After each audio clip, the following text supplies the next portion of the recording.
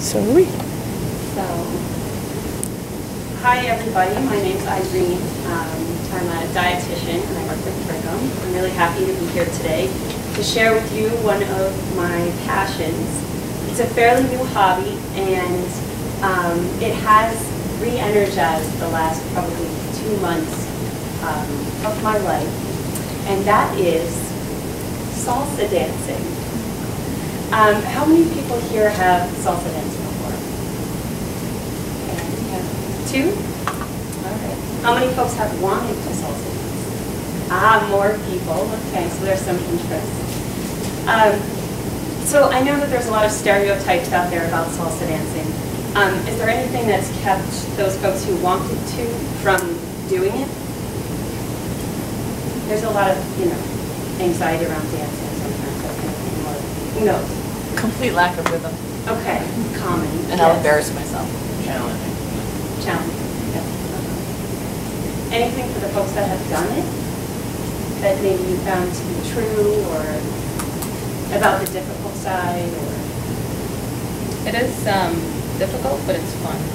So you just kind of let loose and just make a fool of yourself anyway. Yeah. Same. Okay.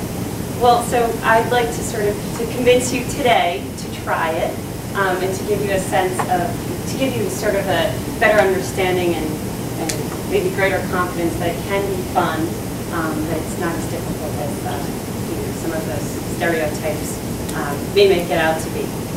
So, in reality, it is easy, with the right teacher. It's accessible, and I think sometimes people think of it as sort of being exclusive to one culture or ethnicity, and I think that that's something that I've definitely realized is not the case. So I'd like to convince you all to come on board and try it. So some of the benefits. It's fun, anything that involves music and dance, I think we can all relate to it in one way or another. For example, we all have favorite bands, we all have music sort of at home that we know energizes us and can lift our mood and just change things for the positive in that way. You may have heard there's studies that say, for example, with exercise, that if you're listening to sort of more peppy pop music that you really like over something that might be a little slower, you're more likely to burn, say, 20% more calories. So there's the fun end, the music and dance end. It's healthy, it's exercise. Along with that may come weight loss, improved mood, improved sleep. As we all know, marathon runners know that too. And then there's the social aspect of it. And I've met a lot of wonderful people through the classes that I've taken, and my social life has improved, 50%. So with that, I hope that you've maybe taken something away from this little presentation that may increase your interest in trying out salsa dancing.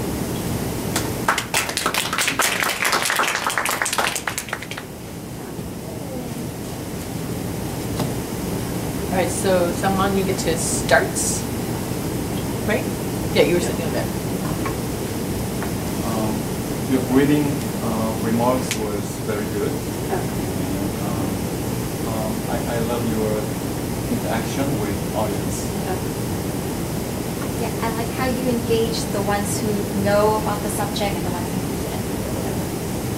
I would say you're very clear with the purpose and intent of what you're talking about. And that was, that was very clear, and so we knew exactly what your intent was in the presentation. I like how you engage everybody in your talk before you start talking about it. I thought you did a good job summarizing the benefits, so I don't really want to go learn salsa dance, but if I were interested in meeting people or losing weight, do you know what I mean? So you have enough of those things that would intrigue people to maybe want to go do it. I thought you used your notes well in a way that wasn't kind of very obvious that you were using notes. You weren't just reading it. You had it and you looked down at the appropriate times, but then right afterwards you made eye contact with people. So that was a really good balance of those two. I like the engaging component. You did a good job identifying those who may have an interest and who may not or who have done it already, and then at points in your presentation, kind of tie that back into something you're mentioning, like with maybe you tied it back in and kind of really personalized it. It kept me still engaged. It was good. That was a good touch. Yeah. I liked that you had kind of a smile on your face throughout it. It showed that you were interested in it and kind of knew what you were talking about. And I also liked that you were thoughtful throughout. You had your notes, but it wasn't scripted at all. You were just engaging and receiving what the audience was saying and taking it back and incorporating it. It's really good. You also have a very strong speaking voice. It booms effortlessly to the back of the room. It really, yeah, it was. That's one of the most common complaints that I get, that I speak low. So you were softer when you're off on the side, and even just when you said that you were softer, but when you went into your presentation mode, you were much stronger. So yeah, that's an interesting dynamic between the two, but you definitely shine when you're on stage. It's where you should be. Great eye contact around the room. Your delivery, your speaking pattern was wonderful because you'd speed up a little bit, but you use pauses so well that even if you speak quickly, it doesn't matter because you enunciate very well, so you hear what you're saying. But you add in pauses, and you're one of the few people I see who does that, it seems, effortlessly. So you naturally have a good way of presenting information. And I agree with Vince. When you can refer back to somebody who just presented about something he or she said, it is so complimentary, not just to Vince, but to the audience as a whole. That like just earns you like good points from the audience. So it's just a really smart thing to be able to do because it's so respectful. And just the whole structure to this, that was great. The close was super smart. Bad. Not bad, things to work on. I think like everyone I heard from was happy.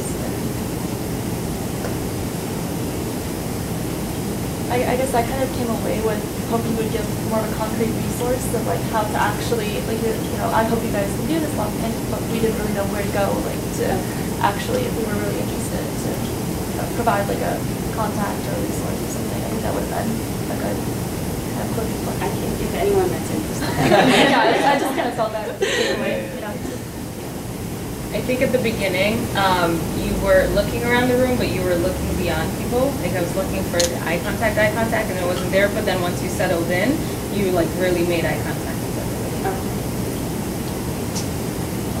On occasion, you had looked down when you were in transition, kind of like similar to what I did. So I just noticed that very briefly. It wasn't like overly obvious. And then you do something that is indicative of you being either a B or an E. So I go back to the whole communication style. B's and E's trust their gut. And there are some words that you use that you have to forever throw away, which is I think and I feel. You would make recommendations, and I think it's da-da-da-da-da. And S's and T's don't care that that's what you think. In fact, they will discount what you say because you use the words I think, I feel, I believe, my recommendation. And if you're someone who speaks that way, think instead of retraining yourself so that you present it as data shows. Right. You did that at one point, and it was so smart where you said research shows, Right. study show, or whatever it was about the sleep thing, I believe, or whatever the stat was. But you said I think a lot. I've heard that that's more of a feminine style of communication too, that I feel, I think, rather than sort of speaking in assertions, that's more masculine. Like, this is how it is, this is. I'm biased to the research of the 4 quadrants. I hate the whole male female thing, but that's a personal thing. The other thing, somebody pointed this out to me recently, someone I went to high school with, and I don't know if anyone else noticed it. I noticed it with Cara. We were talking about the inflection at the end when she was sounding younger by, ending it. My friend noticed that a lot of younger people say so in the beginning of sentences. And in some cases, so is part of the actual sentence. And in some cases it's not. It's become a thing. now. Like, people start sentences with so. So you only did it once, and I don't remember if it was part of your sentence, but it's something I think people also do when they're nervous, or like the thing. Yeah, right. Right, and again, you're a person that wasn't prepared, didn't know about the presentation today, so kudos to you for being able to pull something so good together like that. So again, looking for big things next week.